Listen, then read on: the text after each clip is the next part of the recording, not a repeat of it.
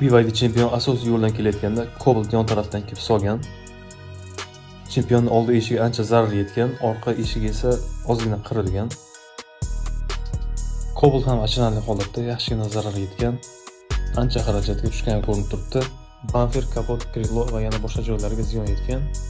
Surxondaryodan kelgan akamiz ishlarni bitirib berdik. Yon shofyor tarafdan Cobalt kelib urganda, mashina kirib ketgandi, pachaq bo'lgan. Yangi eshik qo'yib berdik. Eshiklarning zazorlari ham yaxshi chiqqan. Plaskalardan ko'radigan bo'lsak, ideal darajada chiqqan. Akamiz o'zlari ham ko'rib, zo'r dedi, maqtadi. Zarlargacha bir xil chiqqan, xudo Bundan tashqari moylarni ham almashtirib berdik. Parok qismi ham yaxshigina kirib ketganda, parok qismini ham to'g'rilab berdik. Akamiz ishlarni tezda bitirib berdik, chunki uydagilar bilmas ekan avariya bo'lganini.